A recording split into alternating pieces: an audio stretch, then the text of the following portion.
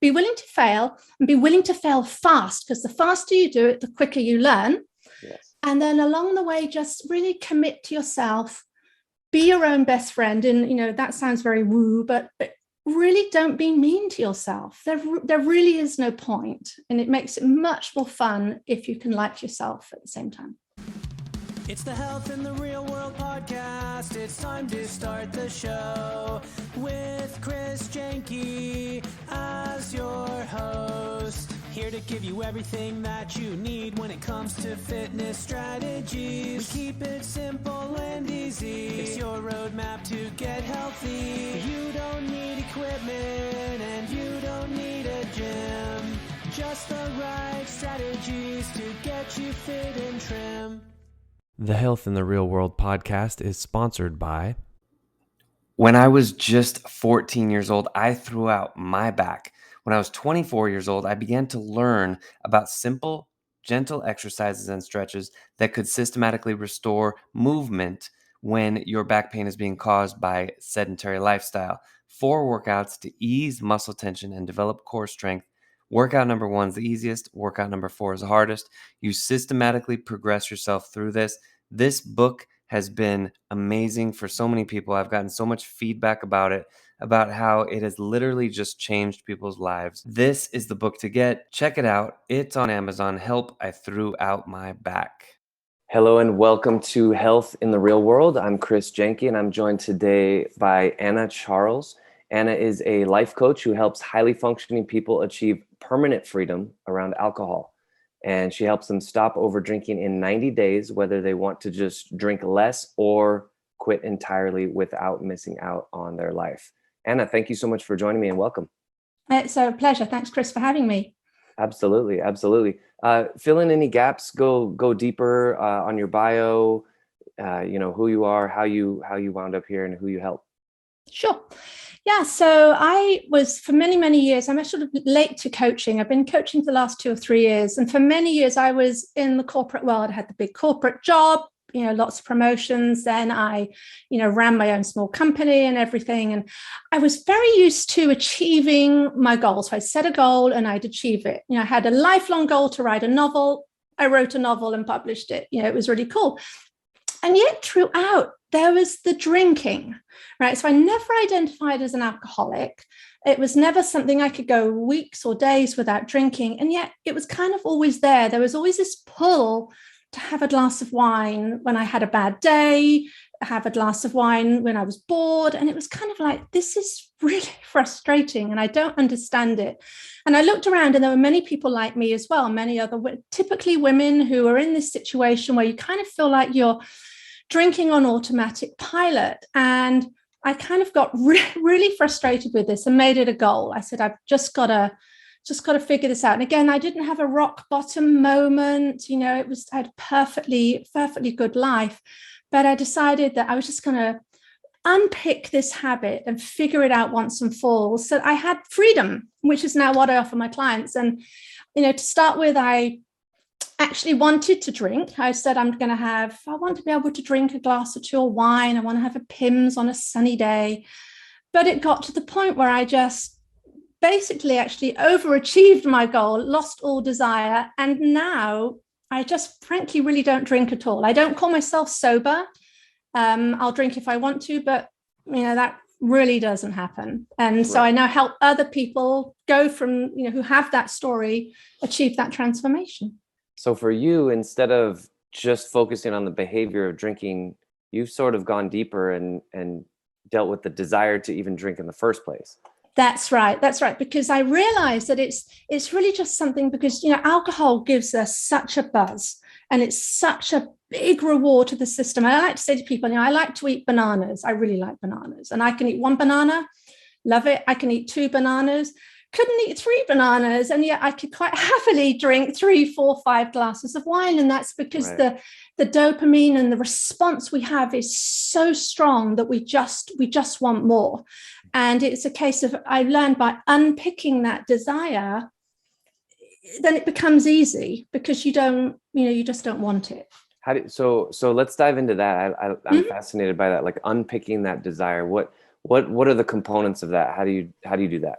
So I decided I was going to give myself an example of ice cream, right? So I decided to really step back, and I just don't like ice cream.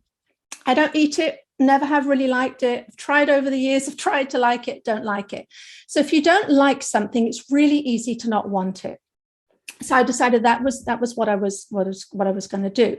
And so I started to really look at what was my experience when I was drinking. Was I enjoying it?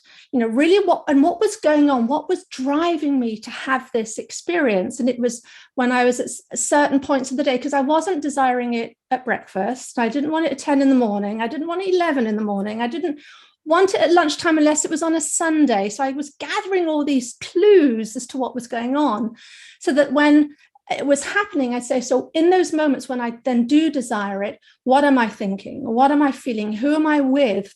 And then start to say, so when that happens, understand that you are going to want to drink, right? You are going to want to drink. You've taught yourself to drink at those times. Understand it's going to be uncomfortable, therefore, to not do it, and be willing to fit this. The big thing is to be willing to feel the discomfort, right? So when someone says, come on, Anna, have a third glass of wine, and you really want it, be willing to think, okay, do I really want that? And just to sit with it, not to force it away, not to say, try and use willpower, but just be really willing to sit with that in your body, and be willing to fail, Chris, as well. That was the other thing, right? This took me a little while to get to figure out how to do this, but that was really how I started. And once I started having all this data, it became much easier to then look at what was happening inside my body and my mind. Right. I think one very important thing that you did not do is, or it seems that you didn't do, is judge yourself. Oh, I'm such a bad person, this and that. And even what you just said about being willing to fail, I think is crucial, whether you're trying to stop drinking or whether you're trying to achieve some goal. Is you're not going to be 100% right off the bat. And if you think you should be, then that sets up a whole conversation in your head about, again, the judgment. Oh my gosh, how come I can't do this? Why?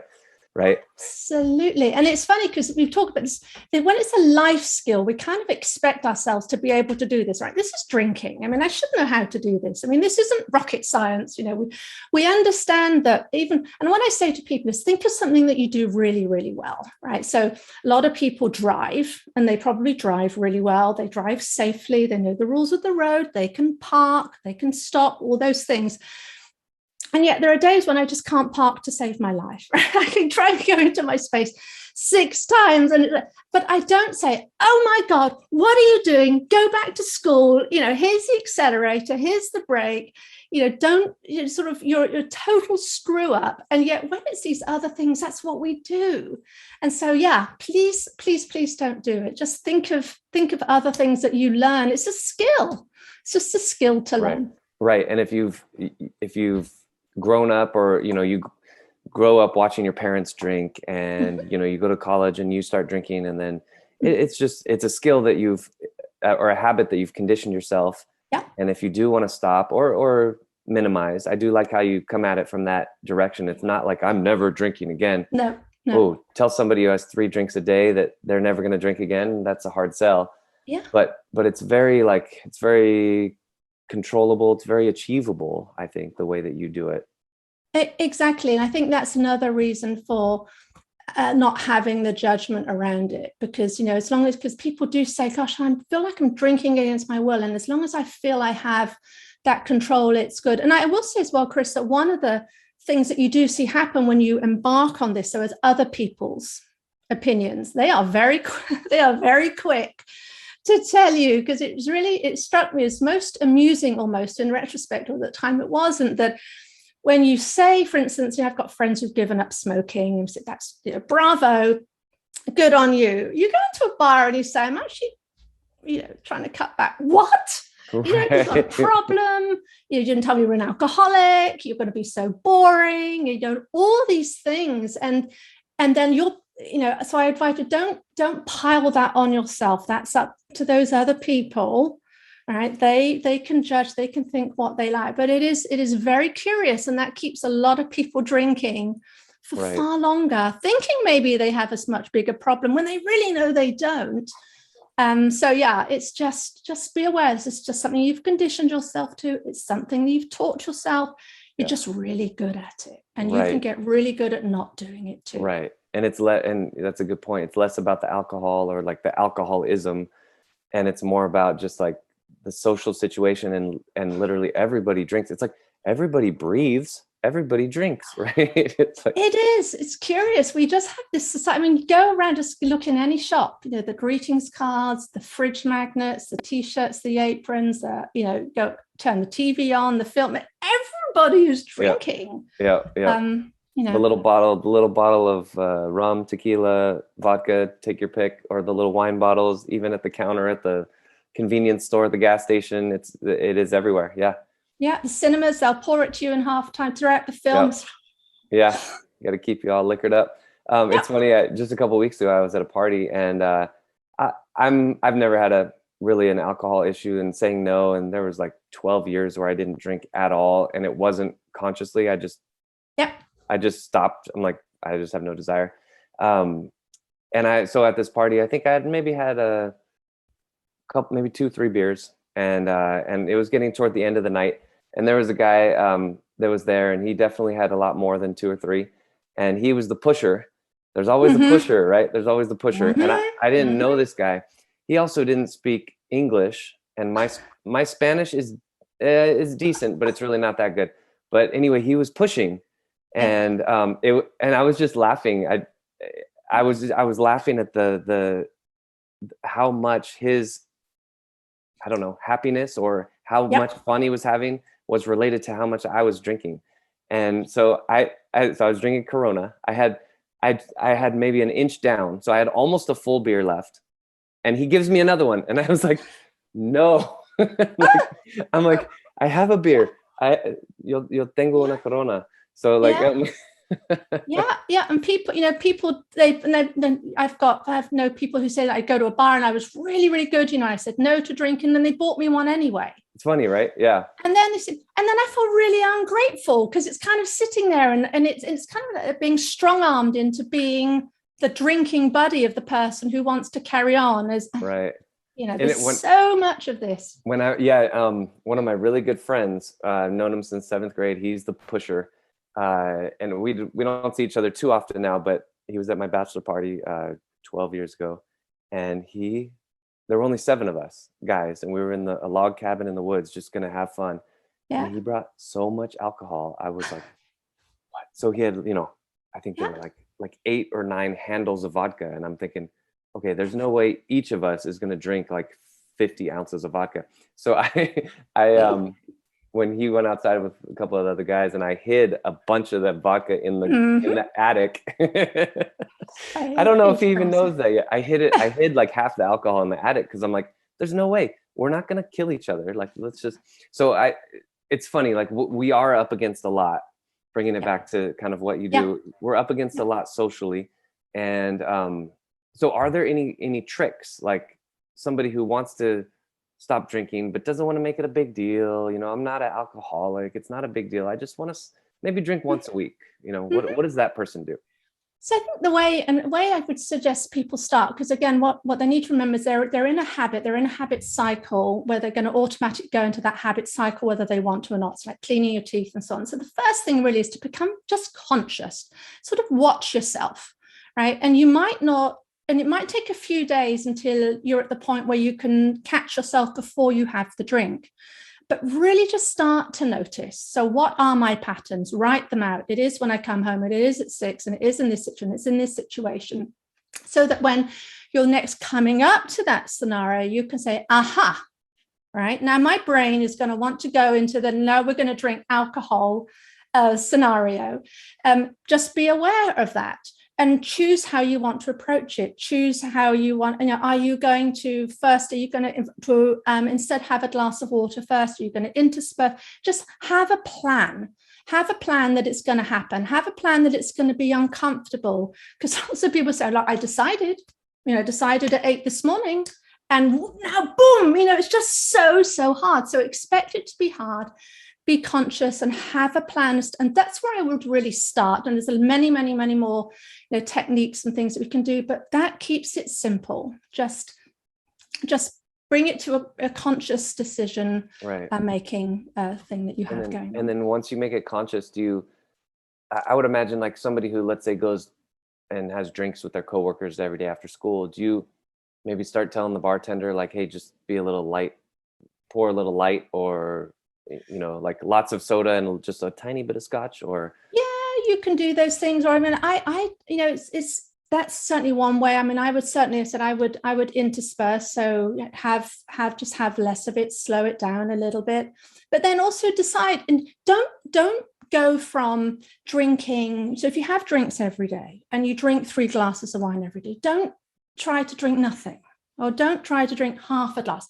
So I'm going to drink 3 glasses and feel fine about it. Then maybe in a couple of days' time, drink 2.5 glasses. You see, you're because so much of this is how we view ourselves. We were talking earlier about judgments, not being judgmental, and committing to ourselves, and knowing that we can set a goal and we can achieve it. So just things like that. And when it comes to other people, you know, when they challenge you, I would just go ahead. I'd have some responses prepared. I mean, some people say it's just none of their business, and you can say that, but I think that kind of becomes a bit combative, which always put me in a tricky situation. So actually, one of the things I did one day was I challenged myself to write out 111 responses to the "why aren't you drinking" question. Wow. I now offer that to my clients. It's kind of cool because then you can practice them.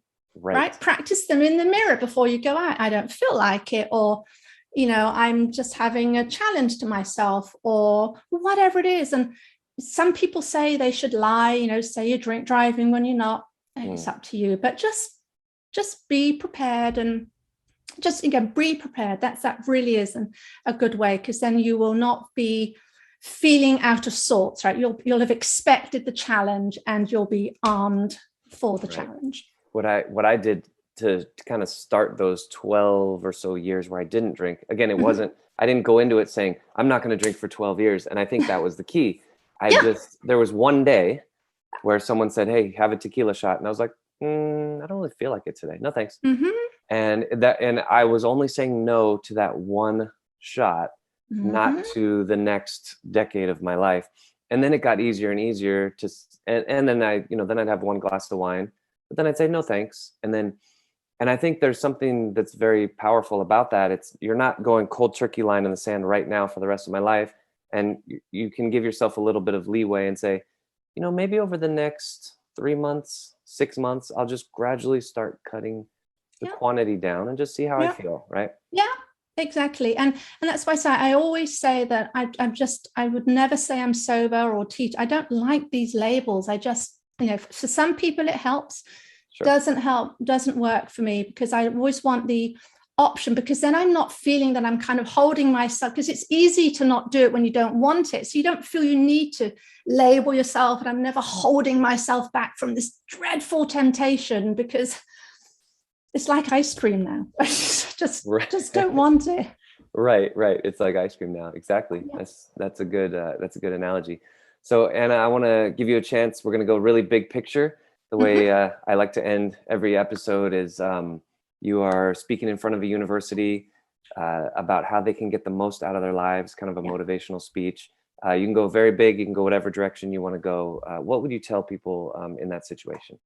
So Chris, I'd have 3 messages. I think the first is to consciously decide how you want to think about yourself, and then act from that, right? So if you want to be confident, if you want to be capable, if you want to be a writer, be that person and act from that position.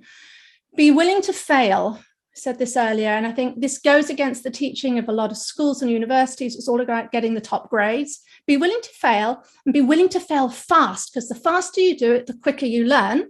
Yes. And then along the way, just really commit to yourself. Be your own best friend. And, you know, that sounds very woo, but really don't be mean to yourself. There really is no point. And it makes it much more fun if you can like yourself at the same time. Absolutely, 100%. Anna, how do people get in touch with you? Website, social media? Sure. So my website is 90dayslater.co.